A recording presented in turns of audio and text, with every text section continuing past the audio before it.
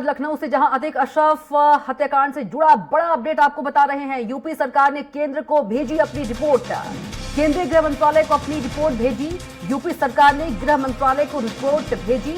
High level meeting के बाद report भेजी गई है। तो सीएम प्रमुख सचिव गृह के बीच बैठक के बाद ये रिपोर्ट भेजी गई है। तो बड़ी खबर आपको लखनऊ से बता रहे हैं।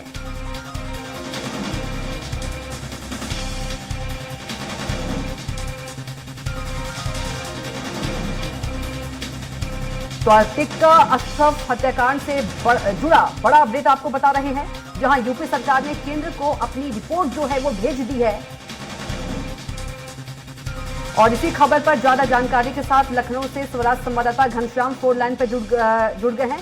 घनश्याम, अतीक अशरफ हत्याकांड से जुड़ा बड़ा अपडेट हम बता रहे हैं। यूपी सरकार ने केंद्र को अपनी रिपोर्ट भेज दी है, और क्या कुछ ज्यादा जानकारी और ताजा जानकारी आपके पास?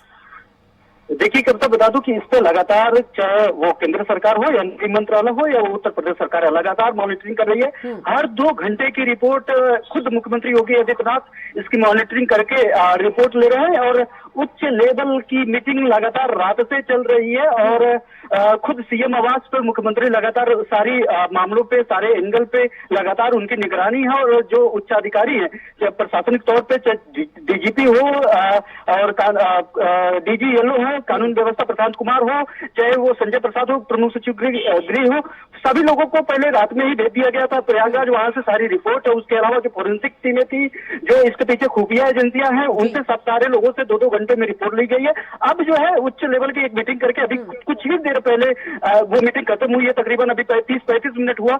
उसके बाद वो पूरी विस्तृत रिपोर्ट बना करके गृह मंत्रालय भी लगातार इस पर नजर बनाए हुआ है।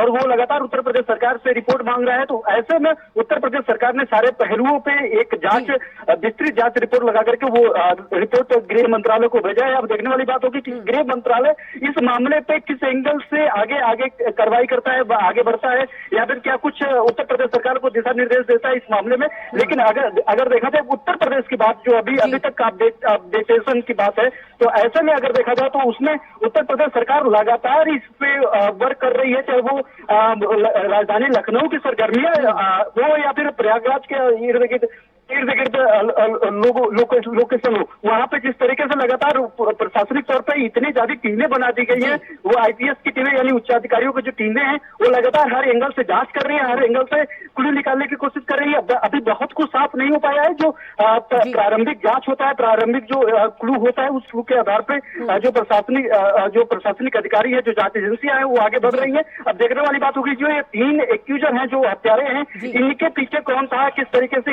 करामात को अंजाम दिया, इसके कारण क्या रहा है। क्योंकि ये भी बताया जा रहा है कि जो हमीरपुर का जो अपराधी था, 16 मुकदमे उसके ऊपर दर्ज थे। ये लोग भाटी के साथ कनेक्शन, कई मतलब ये पेशेवर अपराधी बताए जा रहे हैं। लेकिन इन पेशेवर अधिकारियों के पीछे कौन है? अगर पेशेवर अधिकारी है, शूटर है, तो जरूर किसी न किसी के लिए काम कर रहे होंगे। उनके पीछे कौन है, उसका क्या कारण है?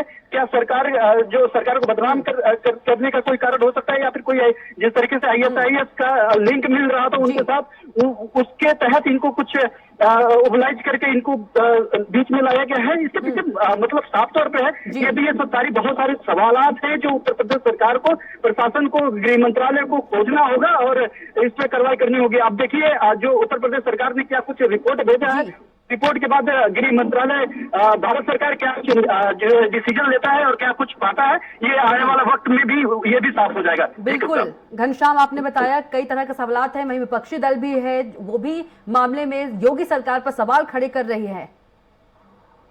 बिल्कुल, निश्चित तौर पे कल से विपक्षी दल इसको लेकर के उनका साफ तौर पे कहना है कि अभिरक्षा में जब इस तरीके से मौतें हो जा रही हैं, अभिरक्षा में वो कानून व्यवस्था कहीं न कहीं ध्वस्त है। और कहीं न कहीं सरकार की जिम्मेदारी भी बनती है। सब सरकार इस पे जवाब भी देने की कोशिश करेगी। अभी कुछ ही वक्त बाद डीजीपी यूपी का, उत्तर प्रदेश के डीजीपी का प्रेस कॉन्फ्रेंस है, उसमें बहुत ऐसे सारे तमाम सवाल होंगे जिनका जवाब सरकार डीजीपी के मार्फत देने की कोशिश करेगी। और इसमें साफ हो जाएगा कि इन सब सारे पीछे प्रथम दृष्टिया जो है उत्तर प्रदेश सरकार को क्या जांच में मिला है, प्रशासन को क्या मिला है, वो लोगों के बीच में किस तरीके से वो जो उनकी प्रारंभिक जांच में जो कुछ मिला है उसको लेकर के विस्तृत वो डिस्क्राइब करेंगे। उससे उस प्रेस कॉन्फ्रेंस के बाद साफ हो जाएगा। कुछ पहलू साफ हो जाएगा कि आखिरकार इस इतने बड़े घटना को अंजाम देने वाले लोग ये किनके इशारों पे और इतने बड़े घटना को अंजाम दिए हैं और इनके पीछे कौन है और क्या कुछ कारण है।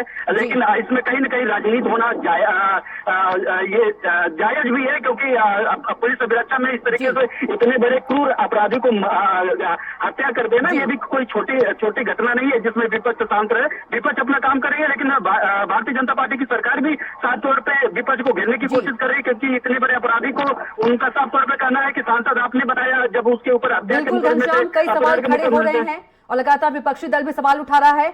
और आप तमाम अपडेट के लिए आपका शुक्रिया और आप बने रहेगा, अगली खबर पर भी आपसे अपडेट लेंगे। और इसी बीच बड़ी खबर प्रयागराज से, जहां धूमनगंज एसएचओ राजेश कुमार मौर्य की तहरीर पर एफआईआर, शाहगंज थाने में हत्याकांड की एफआईआर दर्ज। एफआईआर कॉपी में शूटर लवलेश के घायल होने का जिक्र। हत्याकांड का हमलावर लवलेश अस्पताल में भर्ती, हमलावरों की ही क्रॉस फायरिंग में शूटर लवलेश घायल। तो हमलावरों की क्रॉस फायरिंग, लवलेश को भी लगी गोली। शूटर लवलेश का अस्पताल में इलाज जो है वो जारी है। कॉलवीन अस्पताल में अतिक अशरफ की हुई थी हत्या। तो धूमनगंज एसएचओ राजेश कुमार मौर्य की, और इसी पर ज्यादा जानकारी के साथ घनश्याम हमारे साथ जुड़ गए हैं। घनश्याम, हत्याकांड का हमलावर लवलेश अस्पताल में भर्ती है, हमलावरों की ही क्रॉस फायरिंग में शूटर लवलेश घायल हुआ था, और क्या कुछ ज्यादा जानकारी आपके पास? देखिए, जो राजेश कुमार मौर्य जो धूमनगंज एसएचओ हैं, इनके तहरीर पे मुकदमे दर्ज हुए हैं। उन्होंने तहरीर देकर के अपने ही थाने पे मुकदमा दर्ज कराया। इसमें ये 3 जो अपराधी हैं, हत्यारे हैं, इनका नाम उनका जिक्र है। उसी एफआईआर में इस बात का जिक्र है कि उसने लवलेश को क्रॉस फायरिंग में, यानी दूसरी तरफ से फायरिंग में उसको वो भी घायल हुआ था, जिसका इलाज अभी जारी है। अब ये तो साफ हो गया है कि इन तीनों के खिलाफ और इन 3 के अलावा 2 अन्य अज्ञात लोगों के भी खिलाफ मुकदमे दर्ज है। यानी पूरे 5 लोगों को 3 लोगों को नामजद किया गया है जो गिरफ्तार हुए, बाकी 2 अन्य लोग जो अज्ञात में दर्ज हुआ है। 5 लोगों के खिलाफ मुकदमा दर्ज हुआ है। इसमें 5 लोगों में 2 लोग स्वस्थ हैं, यानी पकड़े गए हैं, वो किसी भी तरीके से चोटिल या घायल नहीं है। लेकिन एक जो लवलेश तिवारी है, लवलेश तिवारी को क्रॉस फायरिंग में उसको गोली लगी है और उसका इलाज जारी है। और यह भी बताया जा रहा है कि वो खतरे से बाहर है और वो खतरे से पूरी तरीके से बाहर है। उससे पूछताछ भी पुलिस कर चुकी है, उससे लगातार निगरानी भी रखी गई है, वो लगातार बयान भी दे रहा है पुलिस के सामने। अब पूरे मामले में एफआईआर के बाद एक लोकल पुलिस भी इस पर तफ्तीश में जुड़ेगी। जो एजेंसियां हैं, जांच एजेंसियां हैं, वो भी लगातार तफ्तीश में जुड़ी हुई है। केंद्र सरकार की जो गृह मंत्रालय है वो भी लगातार इस पर नजर बनाई हुई है। अब ये इन सब सारे जो प्रारंभिक जांच होती है, वो प्रारंभिक जांच का ये हिस्सा है। उसको जो है, जाहिर बात है कि वो जब अस्पताल से निकलेगा, घायल होकर के, उपचार होकर के निकलेगा, तो उसको रिमांड पे भी लिया जाना है। और रिमांड के बाद पुलिस जरूर उसे रिमांड पर लेगी और उससे कड़ाई से पूछताछ करेगी। अभी कुछ ही वक्त बाद डीजीपी यूपी का इस पे जो है प्रेस कॉन्फ्रेंस होना है। जब प्रेस कॉन्फ्रेंस में बहुत कुछ साफ हो जाएगा कि इनके पीछे इन लोगों का मंशा क्या था और किस तरीके से इन्होंने इतने बड़े घटना को अंजाम दिया। विदेशी इनके पास राइफल कहाँ से मिले और माफ करिएगा, बंदूक कहाँ से मिले। घनश्याम, आप नजर बना रखिएगा। तमाम जानकारी के लिए आपका बहुत ही धन्यवाद।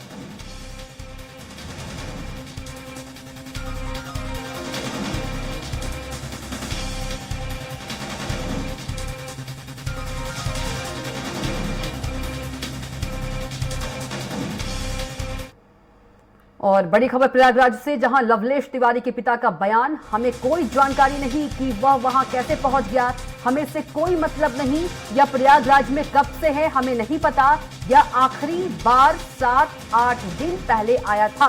गैंगस्टर से नेता बने अतीक अहमद और उसके भाई अशरफ को गोली मारने वाले शूटर लवलेश तिवारी के पिता यज्ञ तिवारी का कहना है कि यह प्रयागराज में कब से हमें कोई पता नहीं था, यह आखिरी बार 7-8 दिन पहले आया था। कभी हमसे बातचीत नहीं हुई। पूरा मोहल्ला बता सकता है, पूरा घर बता सकता है, हर आदमी के हमसे लोगों से कोई मतलब गैर नहीं थी।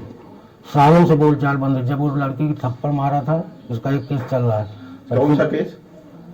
अरे एक बिटिया को थप्पड़ मार दिया था इस चौराहे में, उसका मुकदमा चल रहा है। उसमें जेल गया था? हाँ, उसमें जेल गया था। तो जमानत से कब छूट के आया था? अरे हमको याद नहीं, 1-1.5 साल पहले की बात है। कुछ नहीं, काम में नशा करता है, नशेड़ी आदमी। इसीलिए मेरे को सब लोगों ने त्याग दिया। अगर बहुत पहले से।